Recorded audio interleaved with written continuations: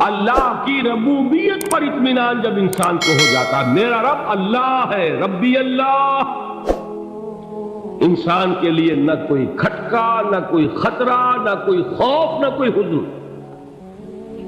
جو کچھ ہو رہا ہے کس کے اذن سے ہو رہا ہے؟ اللہ کے اذن سے۔ اللہ کے اذن کے بغیر پتہ تک نہیں ہلتا۔ یہ کوئی اندھا بہرا مادہ نہیں ہے جس سے مجھے کوئی خوف ہو۔ اندھا بھینسا چلا آ رہا ہو اس سے تو ڈرنے کا ہر انسان کو ڈرنا چاہیے، نہ معلوم کس کو ٹکر مار دے۔ لیکن نہیں، اس کائنات کو چلانے والا ایک سمیع و بصیر خدا ہے، وہ جو میرا دوست ہے، میرا ولی ہے۔ اللہ ولی الذین آمنوا یخرجہم من الظلمات الی النور۔ اللہ اہل ایمان کا ولی ہے، ساتھی ہے، پشت پناہ ہے، مددگار ہے، حمایتی ہے۔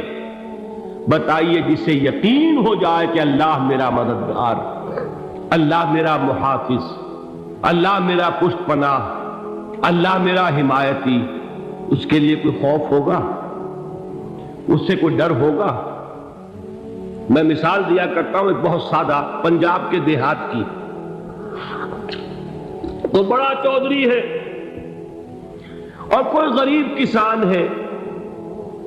اس غریب کسان کے جانوروں کو ہر وقت اندیشہ ہوگا چوری کا، کوئی میری بھینس کھول کر نہ لے جائے، کوئی میرا بیل کھول کر نہ لے جائے۔ لیکن جس کے بارے میں یہ سب کو معلوم ہو کہ وہ جو بڑا چودھری ہے وہ اس کا دوست ہے، اس کی بچیا کو کوئی خوف ہوگا؟ اس کی بھینس پر کوئی ہاتھ ڈالے گا؟ اسے کوئی اندیشہ ہوگا؟ نہیں۔ کیوں؟ کہ وہ بڑا چودھری، بڑا اس کا یہاں کا سردار، جاگیردار، سب کو معلوم ہے وہ میرا دوست ہے، کوئی میرے خلاف اقدام نہیں کر سکتا۔ اس دنیا میں یہ چھوٹی سی بات اگر آپ کے دلی اطمینان اور سکون کا باعث بن سکتی ہے تو ذرا تصور کیجئے۔ میں لفظ تصور استعمال کروں گا صرف اس لیے کہ اس کا ہم جس کو کہتے ہیں ادراک اور شعور کر نہیں سکتے، اگر کے ساتھ کر سکتے۔ اگر یقین ہو کہ اللہ میرا مددگار اور یقین ہو کہ اللہ ہر آن میرے ساتھ ہے، پھر کوئی خوف؟ کس کا خوف؟ کوئی شے اللہ سے بالا تر ہے؟ کوئی قوت اس سے زیادہ طاقتور ہے؟ کوئی اس کے ارادے کو بدلنے والا ہے؟ کوئی اس کی مشیت کے آڑے آنے والا ہے؟ یہی بات ہے جو حضور نے فرمائی، یہ ایمان کا حاصل ہے لب لباب، کہ دیکھو اچھی طرح اس بات کو ذہن نشین کر لو، اگر تمام انسان مل کر تمہیں کوئی نقصان پہنچانا چاہے نہیں پہنچا سکتے، مگر جو کچھ اللہ نے لکھ دیا ہو، اور تمام انسان مل کر تمہیں کوئی نفع پہنچانا چاہے نہیں پہنچا سکتے، مگر وہ شے جو اللہ نے طے کر دی۔ آپ پھر میں کہوں گا ذرا طاری کیجئے، اسے فرض کیجئے، اسے سوچئے، اگر اس حدیث پر ہمارا دل ٹھکا ہوا ہو تو کسی سے ڈر ہوگا؟ یہ مجھے نقصان نہ پہنچا دے، یہ میری رپورٹ خراب نہ کر دے، یہ میری انکریمنٹ نہ رکوا دے، یہ میرا یہ نہ بگاڑ دے، یہ میرے یہ نقصان نہ پہنچا دے۔ اس کا ڈر، اس کا ڈر، اس کا خوف، اس کی خوشامد، اس کے لیے جا کر طرح طرح سے اپنی عزت نفس کو ذلیل کروانا اس کے سامنے، یہ سب کچھ کیوں کرتا ہے انسان؟ جب سمجھتا ہے کہ اس کے ہاتھ میں میرا کوئی نفع ہے، اس کے ہاتھ میں میرے لیے کوئی ضرر ہے، یہ مجھے کوئی غضب پہنچا سکتا ہے، یہ مجھے کوئی نقصان پہنچا سکتا ہے، یہ میرا کوئی کام بنا سکتا ہے، یہ میری کوئی ضرورت پوری کر سکتا ہے، اسی کا نام شرک ہے۔ جہاں آپ نے یہ سمجھا کہ غیر اللہ کے اندر کوئی طاقت موجود ہے، وہی شرک ہے۔ بتوں سے تجھ کو امیدیں، خدا سے نو امیدی، مجھے بتا تو صحیح اور کافری کیا ہے؟ شرک تو یہ ہے۔ جس پر بھی تمہیں یہ خیال ہے کلمہ ہے یہ کلمہ سوم، لا حول ولا قوت الا باللہ۔ ذرا اس پر دل کو کبھی اگر آپ تصور کریں، پھر فرض کریں دل ٹھک جائے اس پر، کوئی طاقت نہیں۔ یہی بات تھی جو شیخ عبد القادر جیلانی رحمۃ اللہ علیہ نے اپنی وصیت میں اپنے بچے سے کہی۔ 11ویں دینے والے ہیں، لیکن حضرت شیخ عبد القادر جیلانی کی وصیت اور تعلیمات کو کتنے لوگ ہیں جانتے ہو؟ یہ جن مقامات تک پہنچے ہیں وہ کس چیز کی بدولت پہنچے؟ انہوں نے جو پیغام دیا وہ کیا تھا؟ اے میرے بچے، جس طریقے سے قرآن مجید میں حضرت لقمان کی نصیحتیں جو ہے نقل کر دی گئی ہیں، میں یہ عرض کروں گا بالفرض اگر قرآن حضرت عبد القادر جیلانی کے بعد نازل ہوا ہوتا تو شیخ عبد القادر کی یہ نصیحتیں بھی قرآن میں درج ہوتی۔ اتنی اونچی نصیحتیں ہیں۔ اے میرے بچے، اس حقیقت کو ذہن نشین کر لے، لا فاعل فی الحقیقت ولا مؤثر الا اللہ۔ اس کائنات میں نہ کوئی فاعل حقیقی ہے نہ مؤثر حقیقی ہے سوائے اللہ۔ کسی شے میں کوئی تاثیر نہیں اگر اللہ نہ چاہے۔ آگ جلا نہیں سکتی اگر اللہ نہ چاہے، پانی ڈبو نہیں سکتا اگر اللہ نہ چاہے، زہر ہلاک نہیں کر سکتا اگر اللہ نہ چاہے، کوئی چیز فائدہ نہیں پہنچا سکتی اگر اللہ نہ چاہے۔ تو در در پہ کیوں سر جھکاتے ہو؟ در در پر کیوں جبیں سائی کرتے ہو؟ سب کے سامنے کیوں ہاتھ پھیلاتے ہو؟ ایک اللہ سے مانگو، ایک اللہ کے سامنے زمین پر اپنی جبین رکھو۔ لا فاعل فی الحقیقت ولا مؤثر الا اللہ۔ نظر آتا ہے ہمیں کہ پانی پیاس بجھا دیتا ہے، پیاس بجھانے کی صلاحیت پانی میں نہیں ہے، اللہ کے اذن سے۔ کھانا بھوک مٹا دیتا ہے، بھوک مٹانے کی صلاحیت کھانے میں نہیں ہے، اذن رب میں ہے۔ دیکھیے یہی یقین تھا حضرت موسیٰ علیہ السلام کا واقعہ یاد کیجئے۔ سامنے سمندر آ گیا ہے، قوم دیکھتی ہے پیچھے کہ گرد و غبار کا طوفان۔ معلوم ہوا کہ فرعون اپنے لشکر سمیت آ گیا۔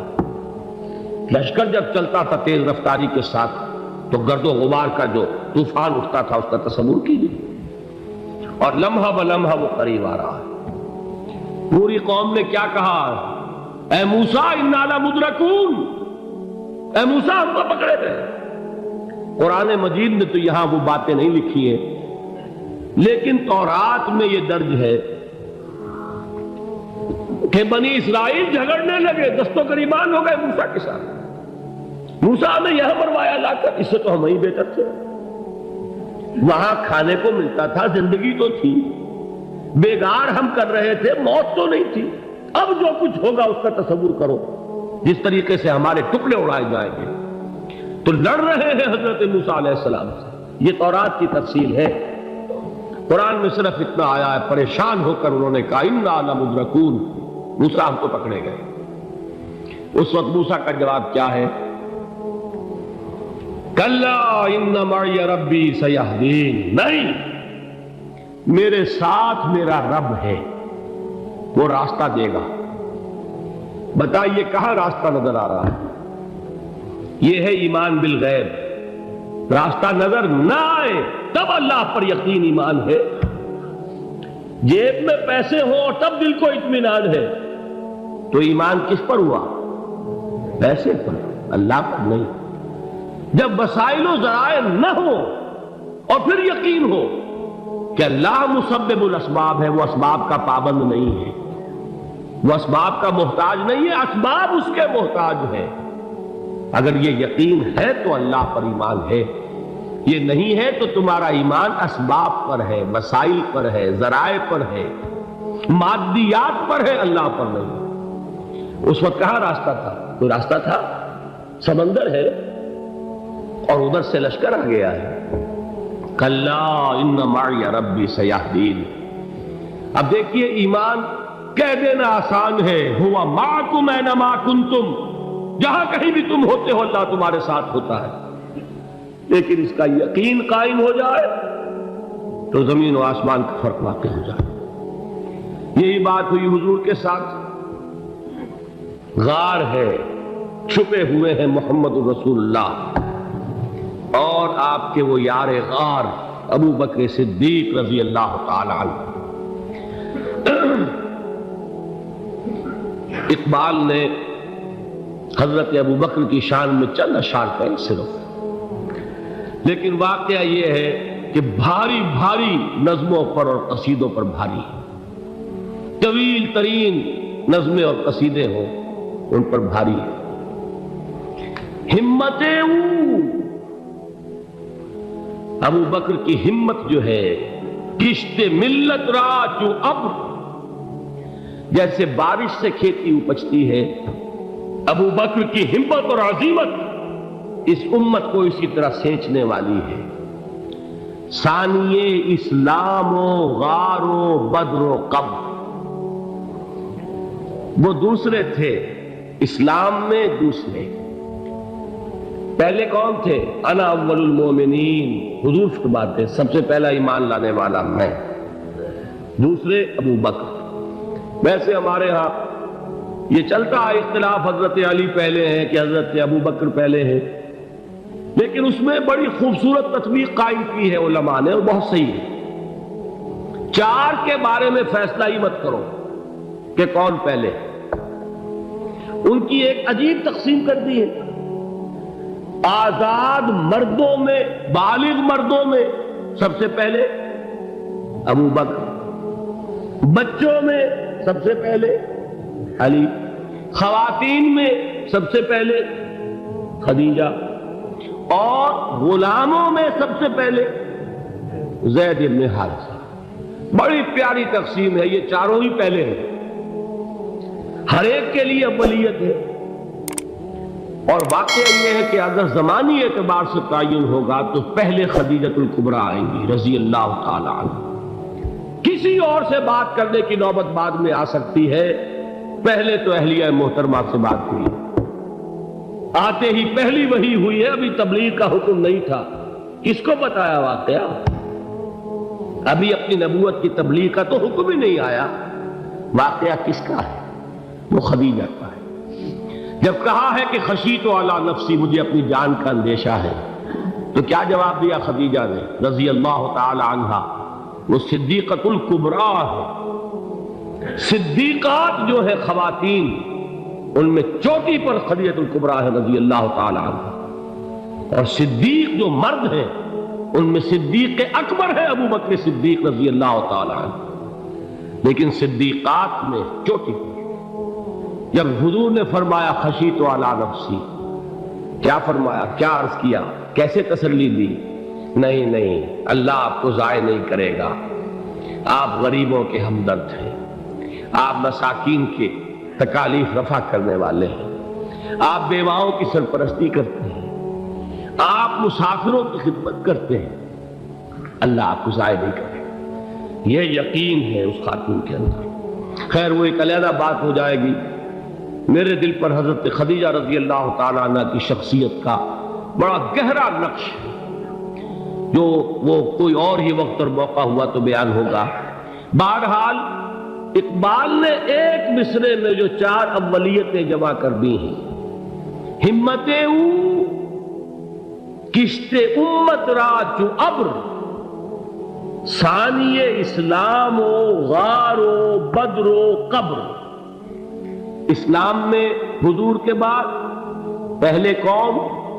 ابو بکر۔ غار میں حضور کے ساتھ کون؟ ابو بکر۔ بدر کی رات اللہ کا رسول سربسجود، وہ جھاڑ، وہ گھاس پھوس کی جو جھوپڑی بنائی گئی تھی، اور وہاں تلوار ننگی لے کر پہرا دینے والا کون؟ ابو بکر۔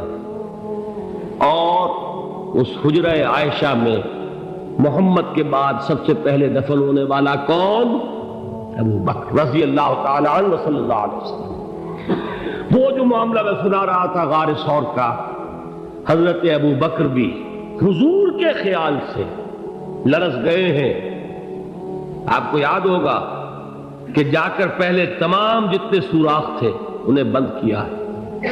एक सुराख रह गया था जिसको बंद करने के लिए कोई कपड़ा नहीं था, वहां अपनी एड़ी रखी है। तब कहा है हुजूर से तशरीफ लाइए, और अपने जानू पर हुजूर को लिटाया है, और वहां किसी मूजी जानवर ने काटा है। हुजूर की आंख लग गई थी। उस वक्त उस बिल के अंदर जो भी बिच्छू है क्या है वल्लाहु आलम, उसने काटा है। उसकी तकलीफ की वजह से अबू बकर की आंखों से आंसू टपक गए। हुजूर के चेहरे मुबारक पर पड़े हैं तो हुजूर जागे हैं, मामला क्या है?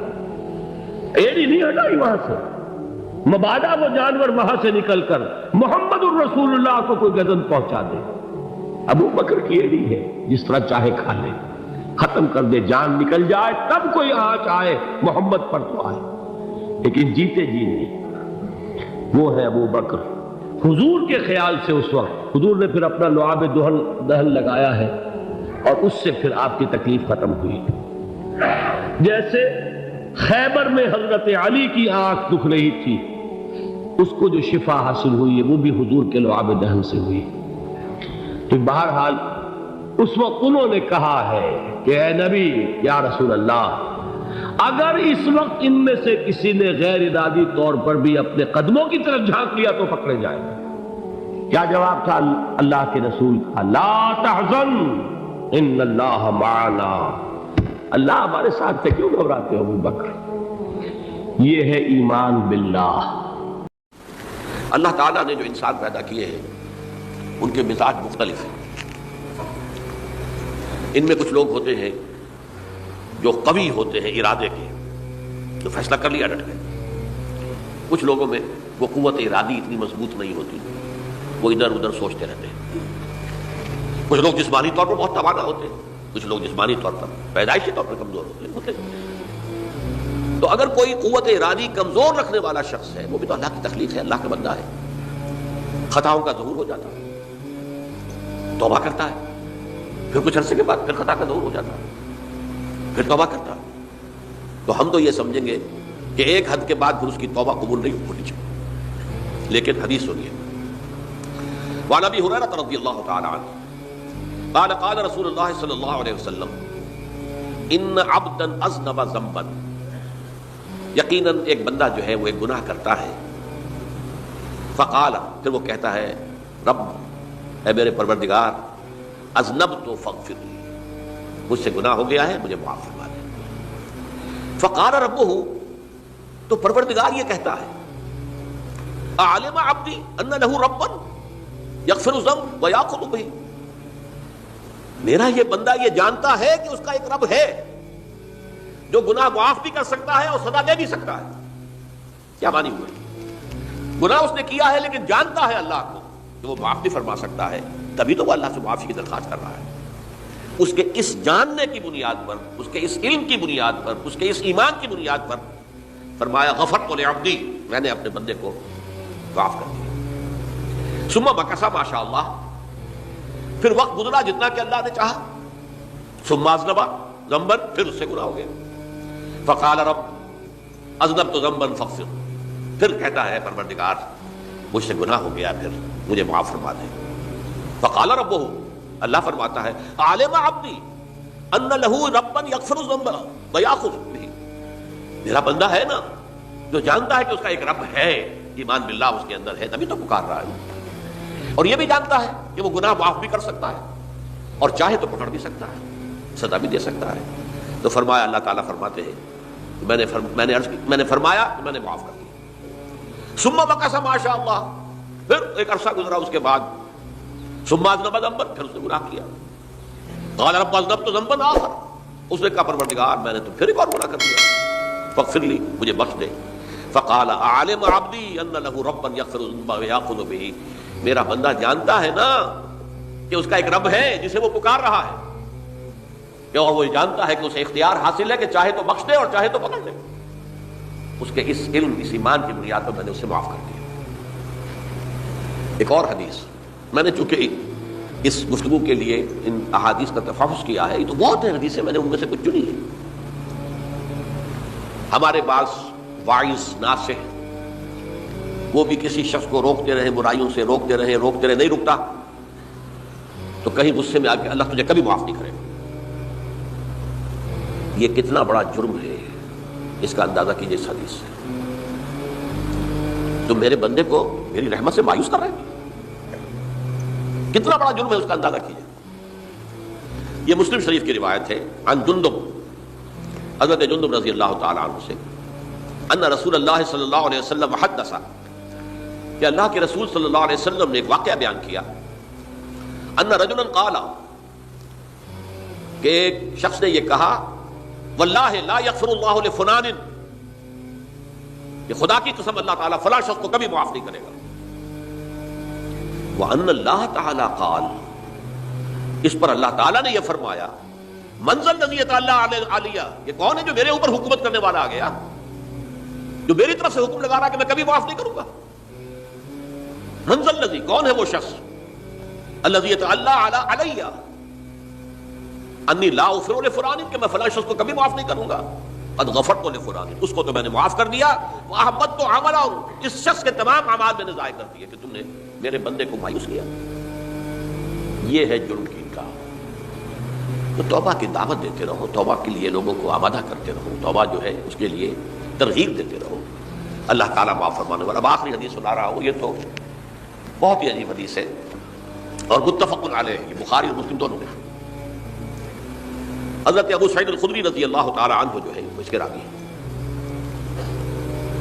حضور نے فرمایا، کانا فی من کانا قبلکم رجل قتل 99 نفسا، تم سے پہلے جو امت تھی بنی اسرائیل، گویا کہ ان کا ذکر ہے، اس میں ایک آدمی ایسا تھا جس نے 99 قتل کیے تھے۔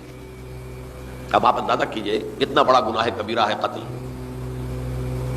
قرآن مجید میں آتا ہے فَكَأَنَّمَا قَتَلَ النَّاسَ جَمِيعًا، اگر ایک انسان کو بھی ناحق قتل کر دیا گیا تو یہ ایسے ہی ہے گویا کہ اس نے پوری نوع انسانی کو قتل کر دیا، اس نے 99 قتل کیے۔ فَهَلْ لَهُ مِن تَوْبَةٍ، پھر اس کے بعد یہ ہوا کہ اس کے اندر توبہ کا جذبہ پیدا ہوا۔ فَسَأَلَ عَنْ أَعْلَمِ أَهْلِ الْأَرْضِ، تو اس نے پھر سوال کیا، لوگوں سے پوچھا کہ زمین میں رہنے والوں میں کون سب سے بڑا عالم ہے۔ وَدُلَّ عَلَى رَاهِبٍ، تو اسے بتایا گیا فلاں راہب فلاں جگہ پر ہے، وہ بہت نیک ہے، بڑا عالم ہے۔ فَأَتَاهُ، وہ اس کے پاس آیا، فقال انه قتل 99 نفسا فهل له من توبہ، انہوں نے کہا دیکھیے راہب صاحب میں نے 99 انسان قتل کیے، اب مجھے یہ بتائیے کہ میرے لیے توبہ کا کوئی امکان ہے؟ فقال لا، انہوں نے کہا نہیں۔ فقتله، اس نے اس کو بھی قتل کر دیا۔ فکمل به 100، اپنی سینچری مکمل کر لی، مطلب 99 کے بعد ایک کی کسر تھی، اس کو بھی قتل کیا، 100 پورے کر لیے۔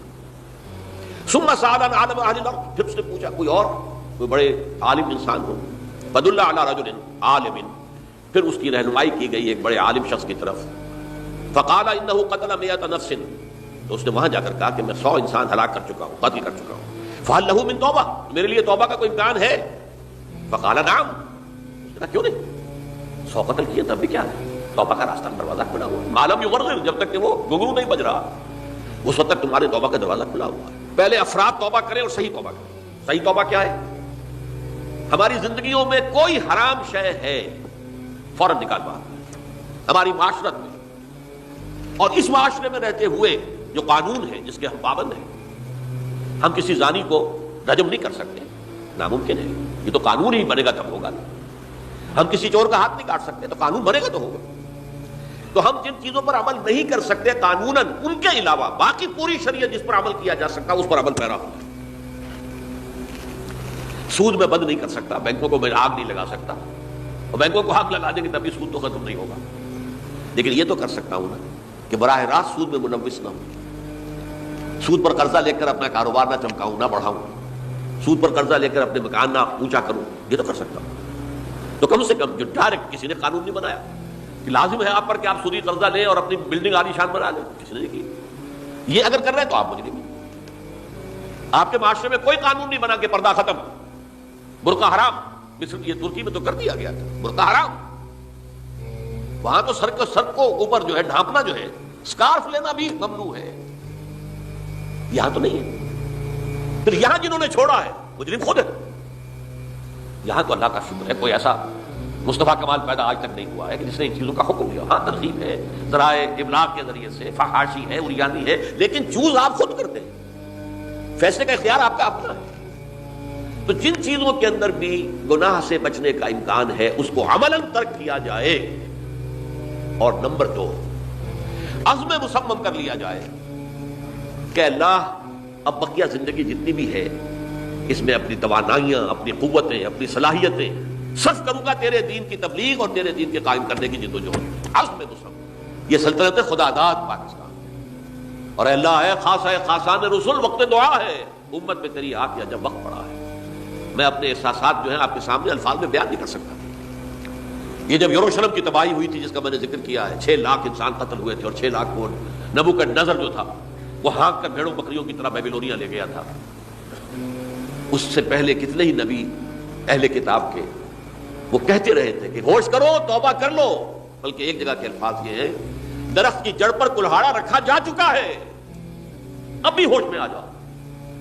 ہوش میں نہیں آئے. دنیا پرستی جو بھی ان کے نفس پرستی جو بھی ان کے اوپر مسلط ہو چکی تھی، اس نے انہیں توبہ نہیں کرنے دی.